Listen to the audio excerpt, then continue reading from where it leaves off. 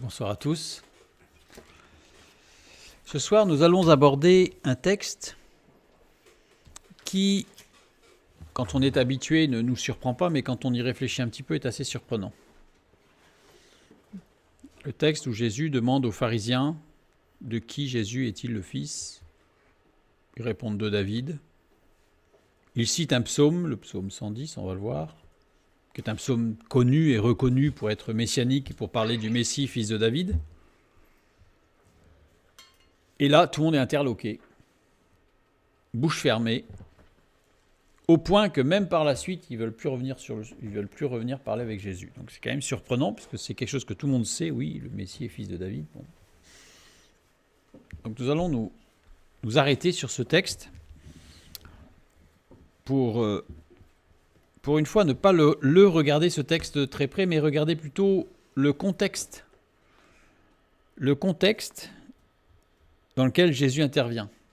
Parce que c'est un contexte très particulier que la parole de Dieu nous permet de connaître en recoupant les informations et justement en s'arrêtant un peu sur ce que le texte nous dit du contexte.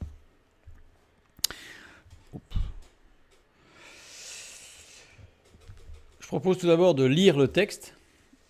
Matthieu, chapitre 22, des versets 41 à 46. Comme les pharisiens étaient assemblés, Jésus les interrogea en disant : « Que pensez-vous du Christ ?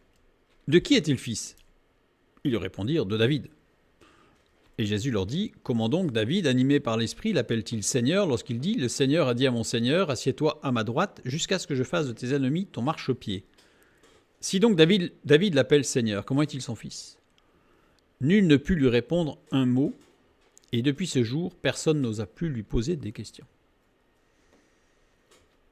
Alors, c'est curieux parce que, d'accord, David l'appelle Seigneur, mais c'est le Messie. Ça paraît logique qu'il l'appelle Seigneur.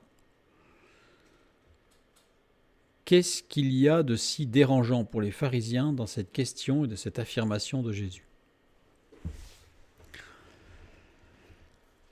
Pourquoi une telle affirmation a-t-elle laissé les pharisiens interloqués et sans voix ? Le Seigneur a dit à mon Seigneur : Assieds-toi à ma droite jusqu'à ce que je fasse de tes ennemis ton marchepied. Citation du psaume 110, le verset 1 et 2. Psaume de David, psaume. Parole de l'Éternel à mon Seigneur : Assieds-toi à ma droite jusqu'à ce que je fasse de tes ennemis ton marchepied. Citation du début du psaume 110. Texte connu des religieux juifs. Jésus ne leur apprend rien de nouveau. Texte messianique de référence. Il y a quelques textes comme ça qui sont des textes messianiques de référence dans l'Ancien Testament, dont celui-là. Résultat, Jésus ne leur apprend rien de nouveau, non plus, sur ce biais-là. Regardons le verset 41, le tout premier. Comme les pharisiens étaient assemblés, Jésus les interrogea. Être assemblé ici est la traduction de sunago. Sunago veut dire assembler, réunir. Il vient de deux termes, de sun, avec ensemble associé, donc l'idée de réunir, bien sûr, et agiotes. Agiotes, saint, consacré. Et il est conjugué au mode parfait. Les pharisiens sont réunis dans un cadre religieux, spirituel, avant que Jésus ne vienne et ne les interpelle. Le mode parfait, c'est qu'ils étaient déjà réunis. Ils ne sont pas réunis parce que Jésus était là. Ils étaient réunis, déjà. Et Jésus les interroge. En plus, le fait que ce soit au mode parfait montre que c'est une fois. Il y a une sorte d'événement exceptionnel. Parce que les pharisiens se réunissent, c'était fréquent, c'était même régulier. Donc, à la limite, on se serait attendu à ce qu'il y ait l'imparfait, quelque chose de répété. Or là, c'est au parfait. Donc, ça veut dire qu'il y a quelque chose d'exceptionnel dans cette réunion. Jésus les interrogea. Éperotao. Éperotao, qui veut dire consulter, se renseigner.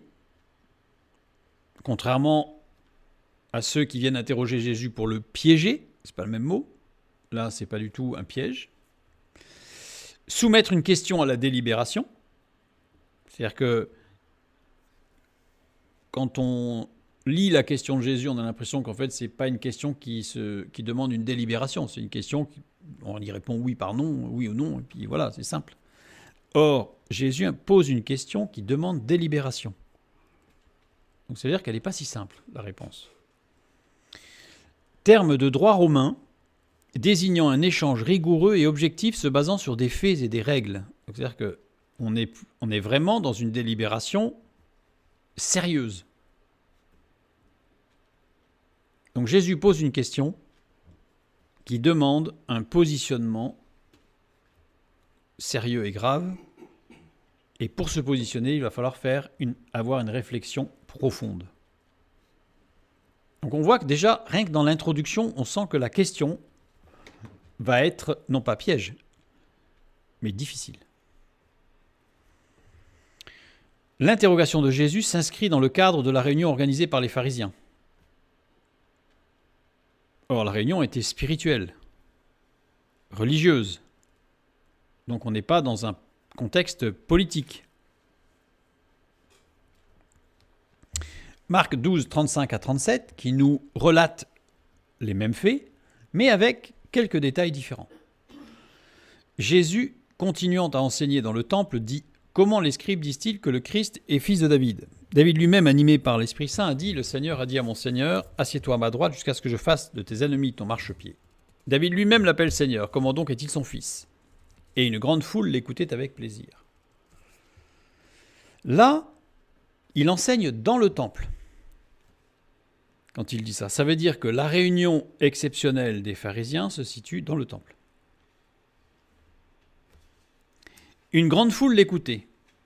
Donc ça veut dire que la réunion exceptionnelle des pharisiens était populaire. Elle était en présence du peuple, ce qui n'était jamais le cas. L'assemblée des pharisiens était plénière et populaire. Elle est exceptionnelle, cette réunion.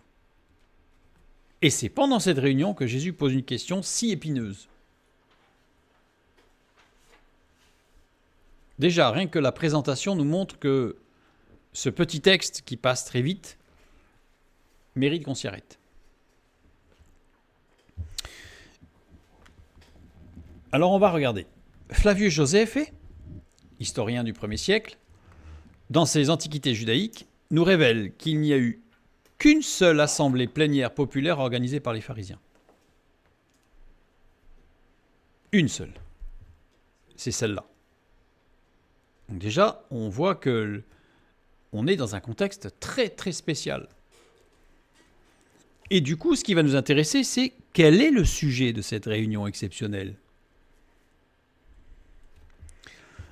C'est lors de cette assemblée populaire qu'un certain Simon de Jérusalem accuse Agrippa d'impiété et demande qu'on lui refuse l'entrée du temple qui ne devait être permise qu'aux Juifs. Donc on sent que le contexte est houleux, difficile, tendu. On pourrait presque dire conflictuel. Simon de Cyrène, lapsus, mais c'est pas Simon de Cyrène, justement, c'est Simon de Jérusalem. Dans Actes 5, versets 34 à 37, nous lisons. Mais un pharisien nommé Gamaliel, docteur de la loi, estimé de tout le peuple, se leva dans le Sanhédrin et ordonna de faire sortir un instant les apôtres. Puis il leur dit, « Hommes israélites », on voit bien que la réunion ne peut pas être plénière et populaire, ce soit dit en passant. « Hommes israélites, prenez garde à ce que vous allez faire à l'égard de ces gens. Car il n'y a pas longtemps que parut Teudas qui se donnait pour quelque chose et auquel se rallièrent environ 400 hommes. Il fut tué et tous ceux qui l'avaient suivi furent mis en déroute et réduits à rien. Après lui parut Judas le Galiléen, à l'époque du recensement. Et il attira du monde à son parti. Il périt aussi, et tous ceux qui l'avaient suivi furent dispersés. » Vous allez me dire, là on ne parle pas de Simon. On va voir. Teudas est quelqu'un qui, vers l'an 44 à 46, réunit de grandes foules se tenant pour le prophète semblable à Moïse, prédit par Deutéronome au chapitre 18. Donc, c'est-à-dire que c'est quelqu'un qui a pris une grande position en moins 44, moins 46. C'est pas en 44-46, c'est en moins 44-46, moins 46, que Theudas intervient. Et parut... Non, pardon, c'est bien en 44-46, pardon. Oh là là, je mélange tout là. C'est bien 44-46. Après lui parut Judas le Galiléen. Il incite ses compatriotes à ne pas accepter le recensement de Quirinius, ce fameux recensement dont parle Luc. Lui et un pharisien nommé Sadoc font dans l'an 6 un mouvement désigné sous le nom de quatrième philosophie, par opposition avec les trois autres sectes, le judaïsme, les sadducéens, les pharisiens et les esséniens. Donc il veut monter un peu un quatrième mouvement. Pourtant on nous dit après lui. C'est quand même surprenant, puisque Theudas, on sait qu'il est apparu en 44-46, et on nous dit qu'après lui, il y a eu Judas le Galiléen qui est intervenu en moins 4. Donc, c'est-à-dire plus de 40 ans avant.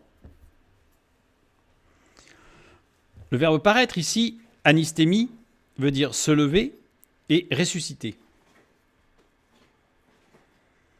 Ça veut dire qu'après lui, il y eut une résurgence de Judas le Galiléen. C'est-à-dire que Judas le Galiléen, en moins 4, a eu un mouvement de sédition avec, en tentant de créer un quatrième mouvement religieux juif, qui n'a pas fonctionné. Et il y a eu une réminiscence, une résurgence de son mouvement, après Theudas. Et qui est ce Judas le Galiléen ? Ce Judas le Galiléen est le père de Simon, de Jacob, de Menahem et de Jaïr. Simon et Jacob, ses deux fils, crucifiés en 47 et 48 par Tiberius Alexander. Menahem, chef du début de la guerre de la grande révolte, tué en 66, qui s'est terminée par la destruction du temple en 70. Et Jaïr, lui, le dernier, son fils Ben Jaïr, se suicide à Masada en 73 ou 74.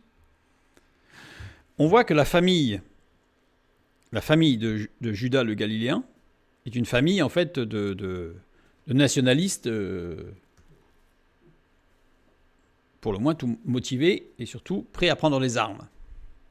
Et parmi eux, il y a un monsieur qui s'appelle Simon. Et c'est ce Simon de Jérusalem. C'est ce Simon de Jérusalem, donc on comprend que dans cette réunion, ça soit tendu.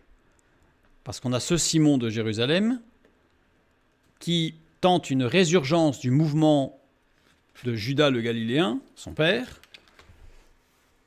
pour renverser ou pour faire concurrence aux pharisiens, aux sadducéens et aux esséniens. Donc forcément, c'est tendu.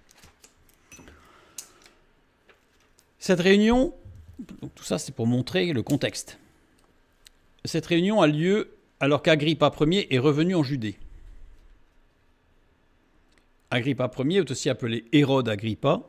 Il est le père d'Agrippa II et de Bérénice et Drusille.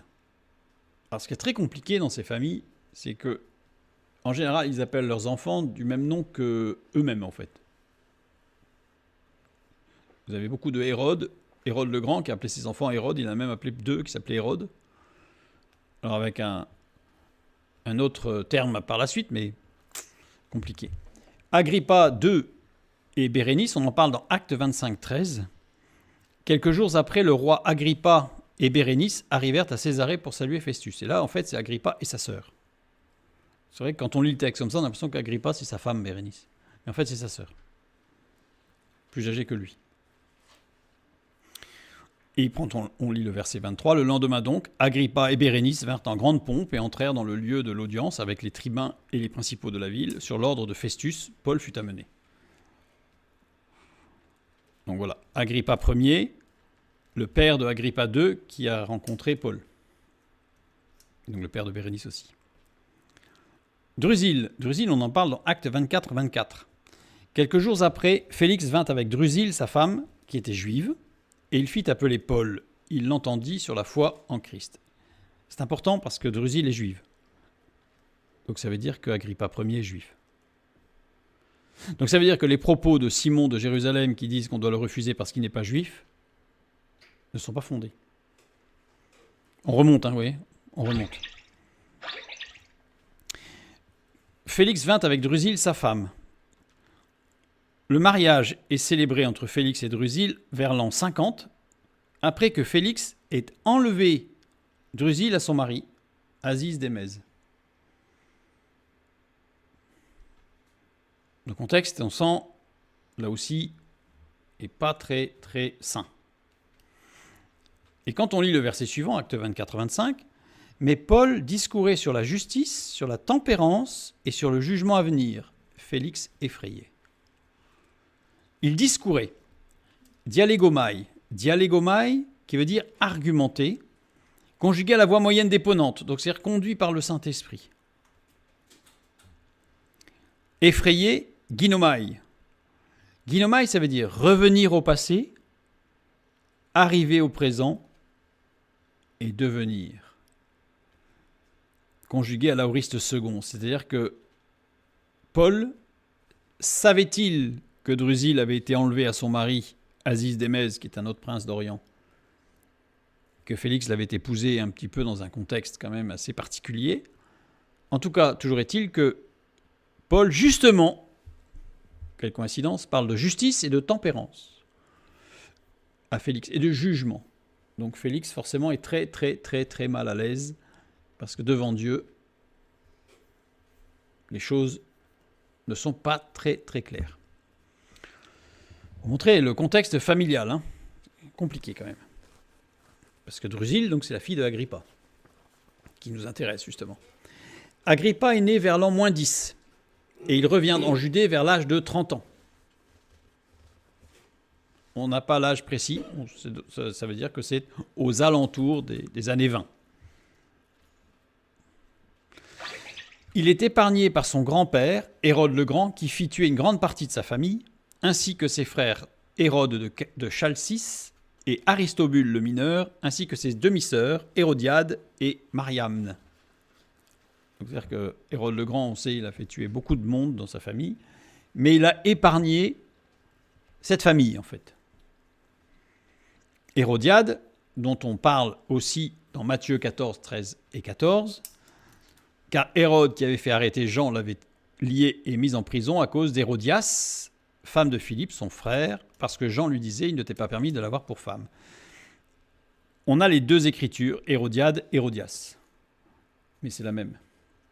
C'est la même femme. D'accord ? Hérode, ici, il s'agit de Hérode II, fils de Hérode le Grand, oncle d'Agrippa Ier. Donc ça veut dire que, en fait, puisque Hérode II est l'oncle d'Agrippa Ier, Hérodiade est la demi-sœur d'Agrippa, donc ça veut dire qu'en fait, il s'est marié, non seulement il s'est marié avec la femme de son frère, alors qu'il n'avait pas divorcé, ça c'est d'autres textes qui nous le montrent, déjà, et en plus, c'est sa nièce. Donc évidemment, les choses sont de plus en plus compliquées. Et Agrippa, il navigue dans ces eaux-là. Donc, Agrippa Ier est revenu en Judée pendant le ministère terrestre de Jésus. Il était en Judée. Accusation d'un des deux camps des pharisiens pour réagir face à une pensée. Donc c'est l'accusation de Simon de Jérusalem qui accuse Agrippa d'impiété. Cette accusation, accuser Agrippa d'impiété, en fait, est une accusation d'un des deux camps des pharisiens pour réagir face à une pensée de l'autre camp, disant qu'Agrippa serait peut-être le Messie. Parce qu'en fait, une partie des pharisiens considérait que peut-être que Agrippa Ier était le Messie attendu. Alors, il y a des raisons, bien sûr. D'abord, on va parler des deux camps. Pour bien comprendre, ça va vraiment être important de savoir qu'il y a ces deux camps dans cette réunion qui vont se positionner. On a les Zélélites et les Chamaïtes. Alors, on va faire un petit détour pour comprendre qui sont les Zélélites et les Chamaïtes.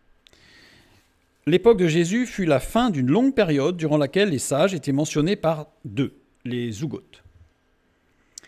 Le premier était le Nassi, président du Sanhédrin. Le second, le Av Bet Din, président du tribunal. Hillel était le Nassi. Et le Havbetin était Shammai. Shammai fut président du Sanhédrin de plus 10 à plus 30, c'est-à-dire pendant le ministère de Jésus. Et en particulier, à son jugement un peu expéditif, c'était Shammai. Shammai, vous pourrez le retrouver écrit avec 2 M ou un seul M, selon les Écritures, peu importe. Hillel était un homme patient, affable, avec une grande capacité d'accueil et d'humanité. C'était Hillel. Shammai, un homme irascible, sévère, strict et rigoureux, sinon rigoriste. Imaginez, ils devaient travailler ensemble. Ça ne peut pas être simple.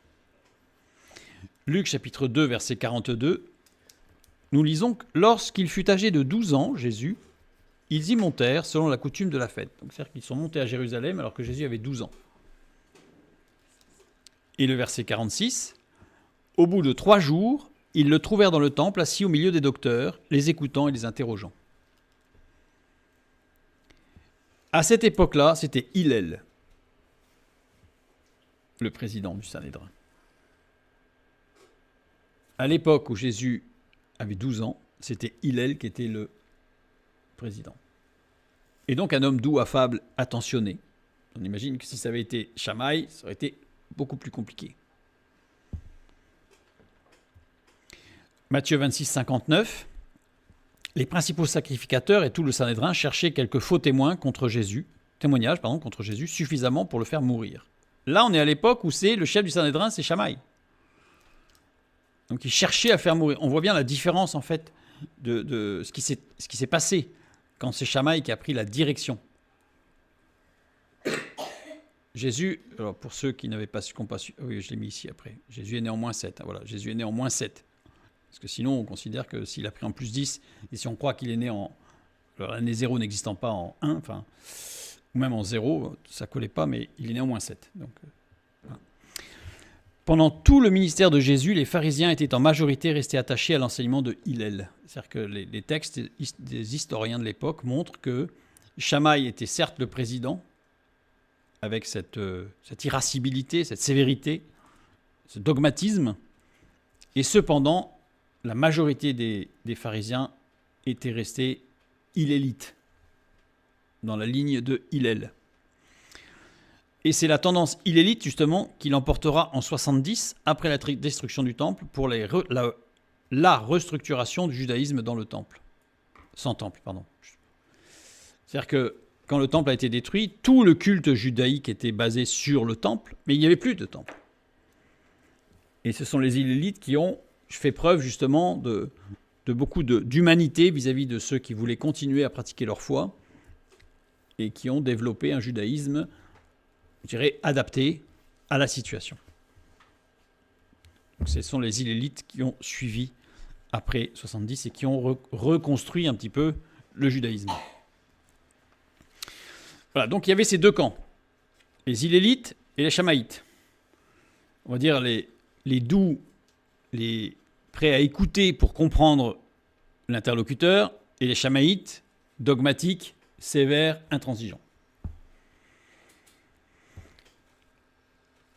Les hillélites, donc, des religieux attentifs à la souffrance et enclins à un enseignement répondant à un besoin exprimé. C'est-à-dire qu'il y a un besoin, on écoute, et on va plonger dans la parole, dans la Torah ou le Tanakh, pour essayer de répondre aux besoins. Les chamaïtes, des religieux intransigeants et autoritaires, cherchant à imposer la loi par un pouvoir totalitaire.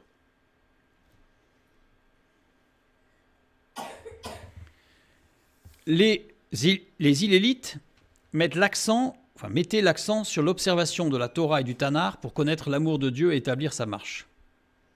C'est-à-dire que pour les hillélites, il fallait sonder les Écritures, et les Écritures seules étaient la base fondamentale pour connaître Dieu d'une part, et savoir comment vivre d'autre part. Les chamaïtes, eux, mettaient l'accent sur l'observance de la tradition orale et sur l'interprétation du texte biblique pour avoir accès à Dieu. Sachant que, comme c'était compliqué, il n'y avait que eux qui pouvaient savoir. Donc il fallait les écouter. Je fais un petit détail parce que parfois on emploie des mots et on ne fait pas attention. C'est sciemment que ils mettent l'accent sur l'observation de la Torah, alors que les Chamaïtes mettent l'accent sur l'observance de la tradition.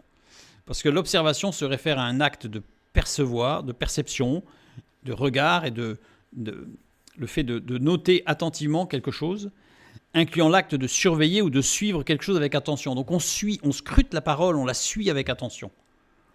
Alors que le terme observance se réfère, lui, au respect scrupuleux et à la stricte conformité à une règle, une coutume, une loi ou une pratique, impliquant souvent une adhésion rigoureuse à des normes, des rituels et des préceptes. On voit vraiment la différence. On voit vraiment la différence. Une fois que vous avez ça en arrière-plan, relisez les évangiles quand Jésus parle des pharisiens. Et vous allez voir que selon comment les pharisiens vont parler, vous allez savoir si c'est un Hillélite ou un Chamaïte. Et y compris quand vous lisez la réponse de Jésus, qui va être évidemment totalement adaptée à son interlocuteur, qu'il soit Hillélite ou Chamaïte. Parce qu'on a l'impression, quand on lit les textes, que tous les pharisiens sont dans le même bateau, comme on dit, et puis non, il y a deux groupes. D'ailleurs, ils se revendiquent comme des dépositaires de la tradition des anciens, les Chamaïtes, venus de Dieu lui-même par l'intermédiaire de Moïse et des anciens. En fait, ce qu'ils disent, c'est que les 10 paroles sur le mont Sinaï sont une chose, mais que Dieu a tellement parlé avec Moïse pendant 40 jours, que quand Moïse est redescendu, il a dit tout ce que Dieu lui avait dit, et donc c'est ça, en fait. Eux, ils sont les dépositaires de ça. Et que les 10 paroles, en fait, c'est juste pour se rappeler, quoi. Donc, évidemment, c'est fondamental, mais c'est tout le reste qui est important. Ça, ce sont les Chamaïtes. Les Hillélite, ils restent sur les 10 paroles. Alors, Agrippa, comment est-ce possible qu'on puisse penser que Agrippa, et vivant dans un contexte, comme on vient de voir, quand même assez peu sain, puisse être considéré comme étant peut-être le Messie. La position politique d'Agrippa et sa filiation le positionnent comme Messie potentiel et providentiel. On va regarder un petit peu. À son retour en Judée, Agrippa se présente comme un parfait pharisien, revenant à la foi de ses pères de façon pleine et entière. À peine arrivé à Jérusalem, dit Joséphée, il apporte des sacrifices de grâce et ne néglige aucune prescription légale. Il aimait séjourner à Jérusalem et y restait très longtemps. Il observait avec soin les lois nationales et se montrait en toutes circonstances ami de la vertu. Il ne laissait pas passer un jour sans offrir des sacrifices prescrits par la loi ou la tradition orale. Là, vous devez commencer à sentir poindre que les Chamaïtes le trouvent très bien. Parce qu'il est dans l'observance de toutes les règles. Agrippa gravitait et continue de graviter avant de l'arrivée, et en Judée, il continue de graviter dans les hautes sphères politiques de Rome. Il est l'ami d'enfance du futur empereur Claude, qu'il sera plus tard, mais on pressent toutes ces choses, donc il est quand même l'ami d'enfance de l'un des futurs empereurs. Claude est aussi né en -10, comme lui, ils ont le même âge, et il régnera de 41 à 54, et c'est lui qui mènera une escouade de la garde prétorienne, donc Agrippa, au palais à la recherche de Claude, qui s'y est caché par peur d'être assassiné pour le faire monter au pouvoir. Donc c'est-à-dire que c'est Agrippa qui va faire monter Claude, donc on voit bien qu'ils sont vraiment amis très proches. Agrippa a été élevé avec les enfants de la famille impériale, dont Claude justement, mais aussi Drusus, le jeune fils de Tibère, auquel il s'attache particulièrement. Donc il est très attaché à Drusus, et Drusus est très attaché à Agrippa. Donc c'est un homme au niveau politique très introduit. Il est l'un des rares héritiers des Hérodiens et des Asmonéens. Alors les Hérodiens, c'est la famille d'Hérode, pas de souci, mais les Asmonéens, c'est qui ?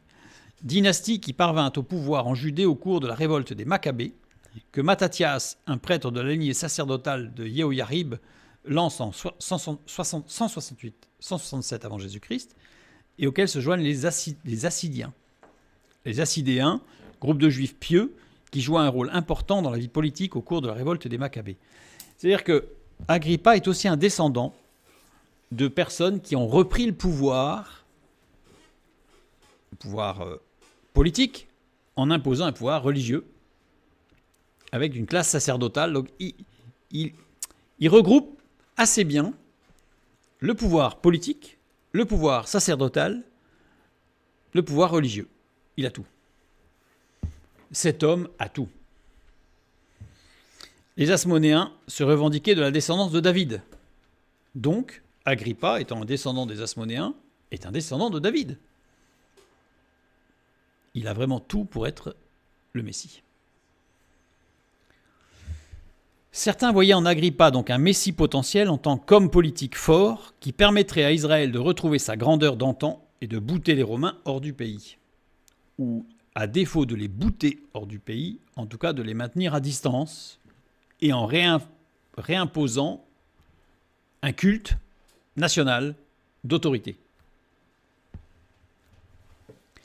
Mais certains ne voyaient en lui qu'un aventurier débauché qui avait vécu de la vie voluptueuse à la cour romaine et qui, sur ce terrain glissant et dangereux, avait appris à fond l'art du mensonge et de l'hypocrisie pour obtenir en finalité la couronne de la Judée pour sa gloire. Donc on voit les deux parties. On voit les deux oppositions au sein même des pharisiens. Une partie des pharisiens voit en lui un messie davidique, un messie de puissance, d'autorité, qui va imposer, qui va reprendre le règne. Une partie des pharisiens voit en lui un politicien comédien. Et c'est là que Jésus intervient. C'est-à-dire qu'il intervient dans ce contexte. Alors là, on perçoit bien que cette réunion était quand même exceptionnelle, tendue, avec des enjeux religieux et politiques très très importants. Et Jésus arrive et pose sa petite question. Voilà. On sent déjà que c'est vraiment très très lourd. C'est vrai, quand on le lit, ça fait 5-6 versets, on lit ça, hop, on est passé dessus. Maintenant qu'on a le contexte, on voit que c'est bien compliqué. Nous avions vu tout à l'heure, à la page 1, que Jésus n'apprenait rien de nouveau en citant le psaume 110. Nous allons revenir dessus et continuer. Jésus cite le début du psaume 110 comme une invitation à se remémorer tout le psaume. C'est-à-dire qu'à partir du moment où on commence un psaume, je ne sais pas si ça vous arrive, mais quand quelqu'un commence un psaume, paf, ou un chant par exemple, hop, ben on continue. Et Jésus s'adresse à des pharisiens, hein, donc à des connaissants, à des docteurs, sur un sujet où on parle du Messie. Donc forcément, un texte de référence du Messie, forcément, il vient à l'esprit. Regardons le psaume 110. Regardons le psaume 110. Survolons même le psaume 110, parce qu'on pourrait y passer plus d'une soirée. Psaume connu et reconnu comme une présentation du Messie. Donc je le cite, en plus il est assez court, donc voilà, on peut le lire comme il est court. De David, psaume, parole de l'Éternel à mon Seigneur, assieds-toi à ma droite jusqu'à ce que je fasse de tes ennemis ton marchepied. L'Éternel étendra de Sion le sceptre de ta puissance, domine au milieu de tes ennemis. Ton peuple est plein d'ardeur quand tu rassembles ton armée. Avec des ornements sacrés, du sein de l'aurore, ta jeunesse vient à toi comme une rosée. L'Éternel l'a juré et il ne s'en repentira point. Tu es sacrificateur pour toujours à la manière de Melchisédek. Le Seigneur, à ta droite, brise des rois au jour de sa colère.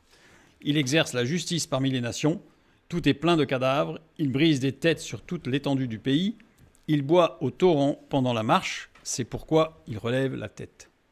Là, on a un psaume qui présente le Messie de façon royale, totale, c'est-à-dire souverain. Premier verset, le Messie tient une place privilégiée auprès de Dieu et il est dans une attente d'une victoire totale et écrasante. Puisque jusqu'à ce que je fasse de tes ennemis ton marchepied, donc c'est pas encore le fait, mais ça va arriver. Et il est assis à la droite de Dieu. Le verset 2, le Messie fera preuve d'autorité royale puissante et sans conteste sur ses ennemis. C'est-à-dire que personne ne pourra s'y opposer. Le verset 3, son peuple sera au bénéfice de cette puissance et retrouvera l'enthousiasme et la fougue de la jeunesse. C'est-à-dire qu'il n'y a pas que le Messie qui sera puissant, mais le peuple aussi sera aspiré dans cette puissance et donc sera puissant. Le verset 4, le Messie revêtira la sacrificature parfaite selon l'ordre de celui qui bénit le père de la foi, Abraham, Melchizedek donc. Les versets 5 et 6, le Messie fera justice et jugera tous ceux qui ont asservi, assujetti, opprimé le peuple de Dieu. Vous imaginez bien que les Chamaïtes, là, connaissaient bien ce texte. Ils l'attendaient. Et le verset 7, cette position du Messie ne s'affaiblira jamais et restera établie pour l'éternité. Puisqu'en plus, comme il sera renouvelé en permanence, et ça sera pour toujours. Il y avait de quoi galvaniser un peu les troupes, comme on dit, en disant, ça y est, dès que le Messie arrive, on est victorieux. Petite parenthèse, il me semble, quand je consulte des documents écrits par les chrétiens aujourd'hui, qu'on est un peu dans la même attente. C'est-à-dire qu'on attend la victoire écrasante, voilà. On est un peu dans cette lecture, le psaume 110, qui est une réalité, mais... Donc on a une description du Messie davidique, fils de David, ici. Il y a un détail qu'il faut, si on peut appeler ça un détail, mais dans la lecture sur lequel il faut s'arrêter. Assieds-toi à ma droite. Yashab. Yashab, conjugué au masculin singulier de l'impératif. Bien. Ce qui nous donne en écriture Sheb. Sheb. Sheb, la racine de Sheb, désigne un rétablissement, un retour à un lieu d'où l'on était parti. Un éloignement de sa patrie. Ça veut dire que, pour qu'il y ait cette parole-là, ça veut dire que le Messie, puisque c'est ce terme qui est employé, était à cette place, est parti de cette place, et revient à cette place. Et on a un diacritique ici, un merka. Il est tout seul, ce merka. Il n'y a pas un tifa par la suite, auquel cas ça voudrait dire que les deux mots sont très liés. Là, il n'y en a que le merka. Merka seul, c'est une unité musicale, qu'on appelle le koma, servant à accorder son instrument de musique à la perfection. C'est-à-dire qu'en fait, ce Messie a servi à accorder à la perfection un instrument.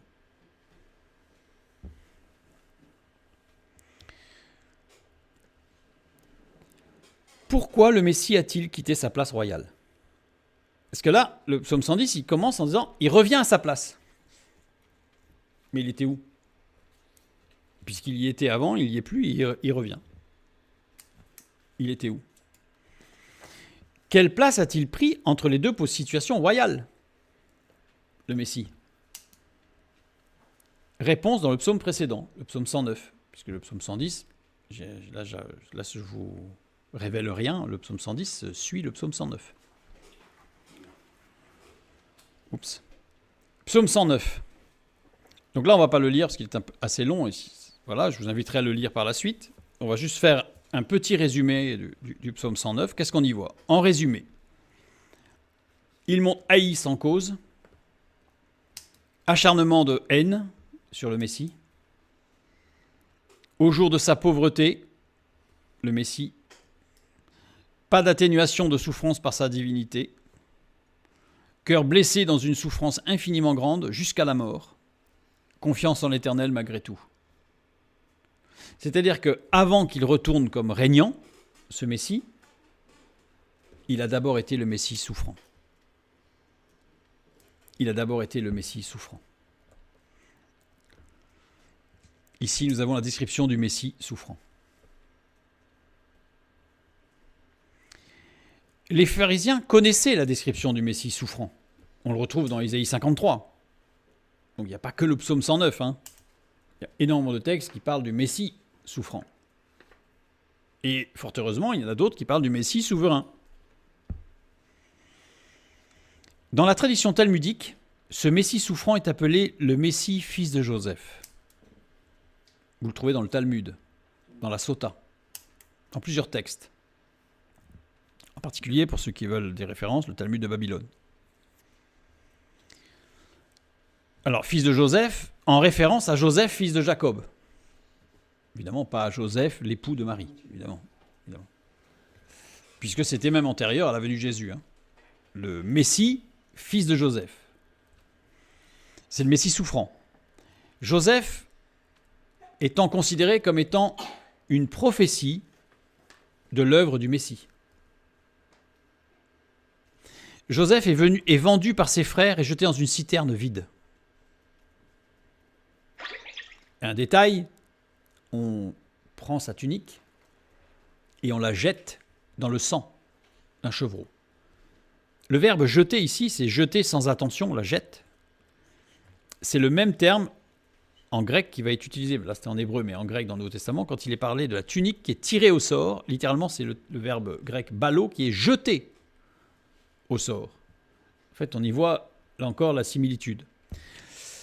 Donc Joseph est vendu par ses frères et jeté dans une citerne vide. Or, une citerne vide est un repère de serpents et de scorpions qui cherchent l'humidité lors des périodes sèches. Si la citerne est vide, c'est que nous sommes en période sèche. Or, il y a toujours de l'humidité dans la citerne par rapport à tout ce qui est autour. Donc ça veut dire que tous les reptiles se réfugient là, puisque c'est là qu'il y a de l'eau. Et en général, être mis au fond d'une citerne, c'est mourir d'une façon terrible. Parce que c'est un repère de serpents et de scorpions. Donc les frères, ne voulant pas ou n'ayant pas le courage de tuer de leurs mains leur jeune frère, le mettent dans la citerne en disant « c'est pas nous, c'est pas nous ». Et pendant ce temps-là, ils vont manger et se réjouir. Et il est enterré, il y est enterré en fait, il est sous terre et il est considéré comme mort. Mais il va en ressortir vivant. Incroyable. Joseph a été protégé, comme Daniel dans la fosse au lion, Joseph dans la citerne vide. Et il en ressort vivant. Et il est envoyé vers l'Égypte, vers les païens. Et qu'est-ce qu'il va faire en Égypte ? Il va sauver les Égyptiens. Il va sauver les païens. En sauvant les païens, d'ailleurs, il devient Premier ministre et il s'assoit à la droite du roi, le pharaon. Je vous fais un résumé parce qu'on pourrait y passer beaucoup de temps sur la prophétie de la vie de Joseph. Je peux vous le dire.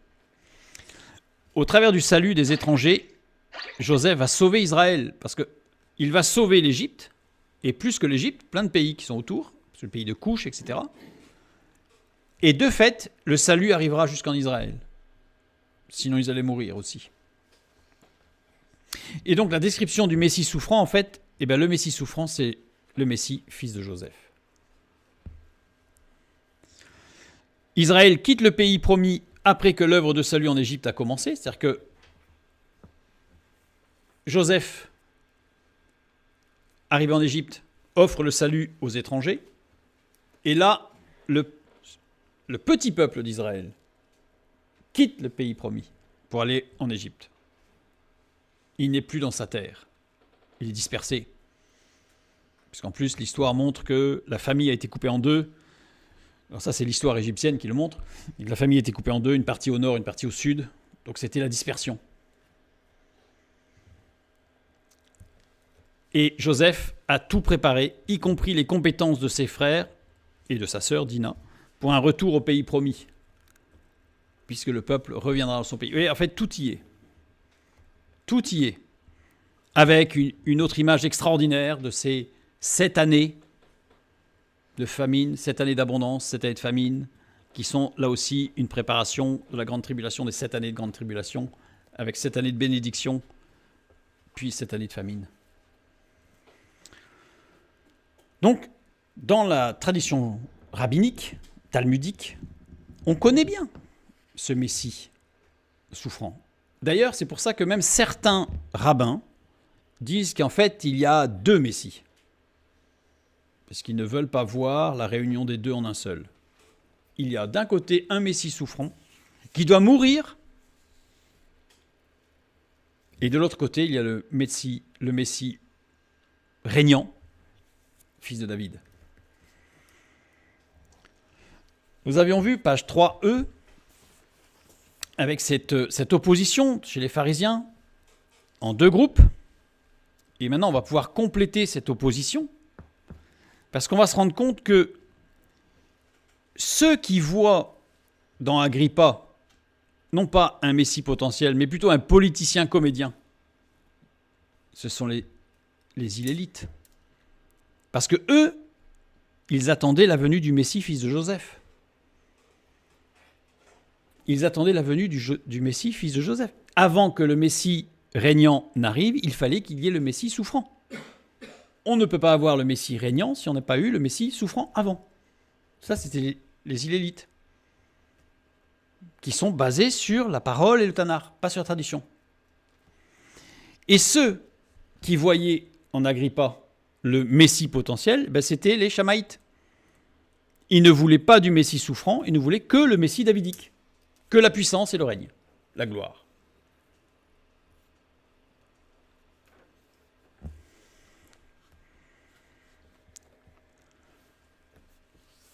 Donc nous avions vu que Jésus, en citant le début du psaume 110, invite à lire la suite.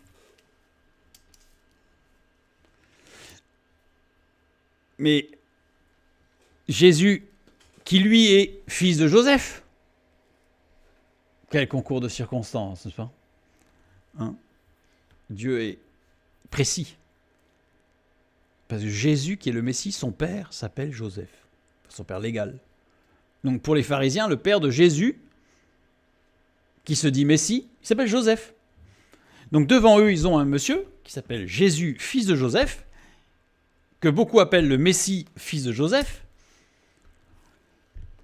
Il les invite implicitement à revenir au psaume 109, qui introduit incontournablement le psaume 110. C'est-à-dire qu'il a lu justement la charnière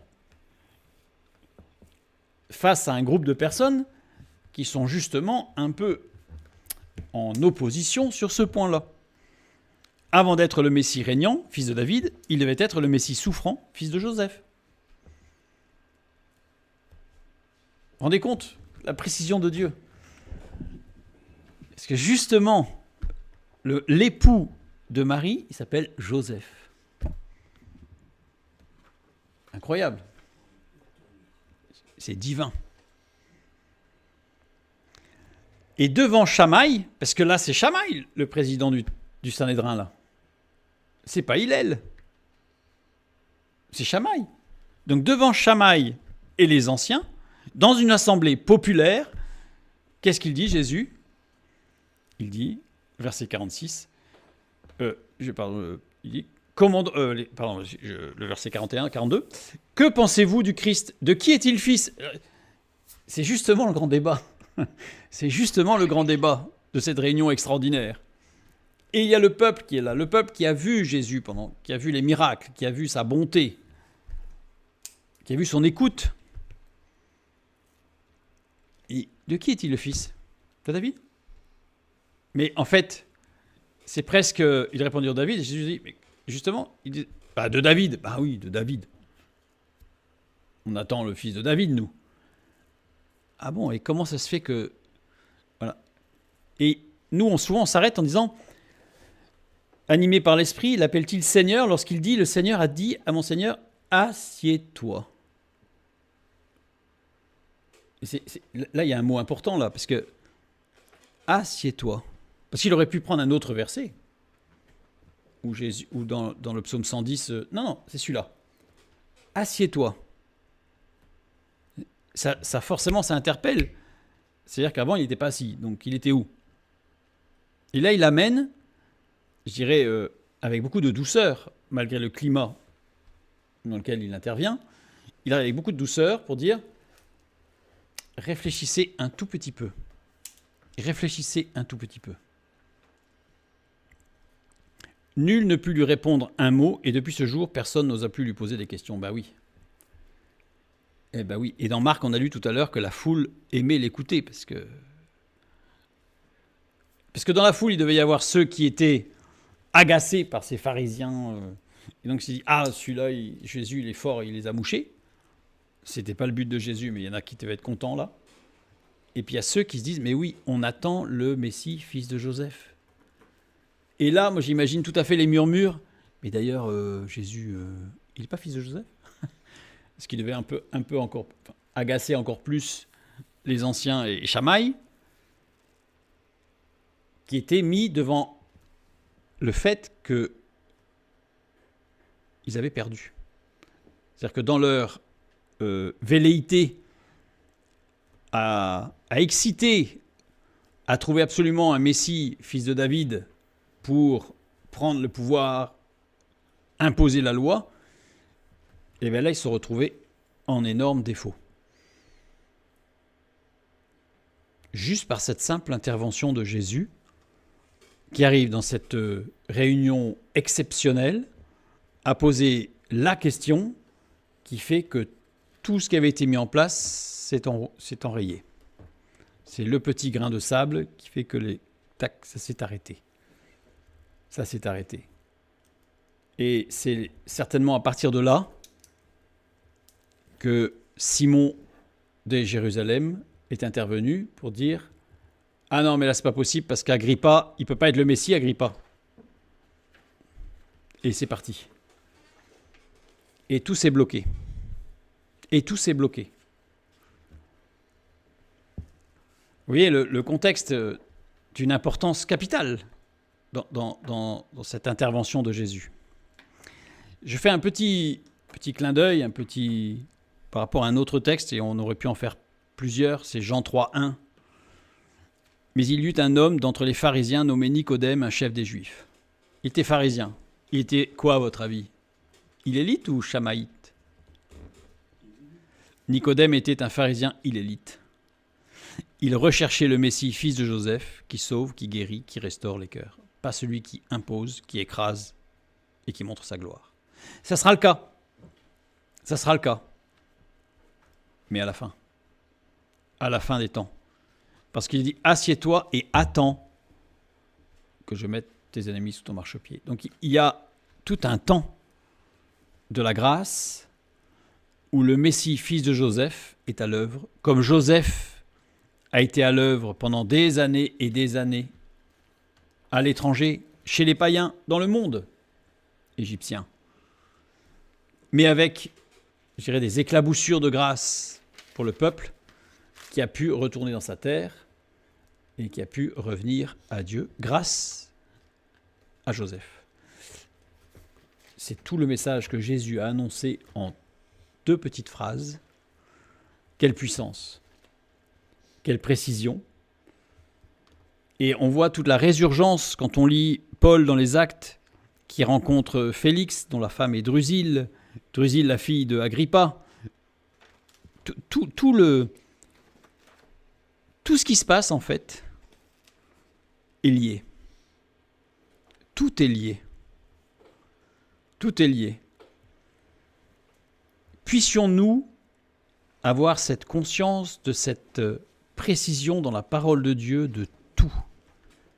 Parce que très souvent, quand on lit la parole de Dieu, et moi-même, quand j'étais jeune, je lisais la parole de Dieu, et c'était comme des patchwork, comme des morceaux qu'on accroche les uns derrière les autres, sans vraiment de lien, à part le fait qu'ils se suivent. Voilà, comme un train avec des wagons. Mais chaque wagon aurait été indépendant, en fait. Alors que pas du tout. Pas du tout. Parce qu'on voit que Gamaliel, le maître de Paul, qui était en réalité un disciple de Hillel, Paul a pu témoigner à Gamaliel, donc là c'est le texte biblique qui nous le montre, et le contexte historique, et Gamaliel s'est converti. Mais pourquoi? Parce qu'il y a eu tout ça. Parce que Gamaliel, quand Jésus a donné cette parole, il est fort probable, d'après les dates, qu'il était présent. Il était présent, Gamaliel, là. Donc il a entendu. Il a fait plus qu'entendre, il a écouté. Et Paul a pu revenir. C'est pour ça qu'à un moment donné, il dit « Il faut absolument que j'aille à Jérusalem ». On se demande pourquoi, mais c'est parce qu'en fait, il doit aller voir son maître Gamaliel et lui rendre témoignage. Et dans toute l'histoire du rabbinisme, Gamaliel est le seul qui a démissionné. Il a démissionné parce que quand il s'est converti, il a quitté le Sanhédrin. C'est le seul dans l'histoire qui a démissionné et qui est mort bien après. Pourquoi? Parce qu'il s'est converti. Et pourquoi? Parce que tout ça, en fait, voilà, une parole de Jésus, c'est une semence qui va donner des fruits, qui va donner beaucoup de fruits. Soyons patients, Asseyons-nous à la droite de notre Sauveur et attendons qu'il mette nos ennemis sous nos marchepieds. Je vous ai mis quelques sources. Que Dieu vous bénisse et à bientôt.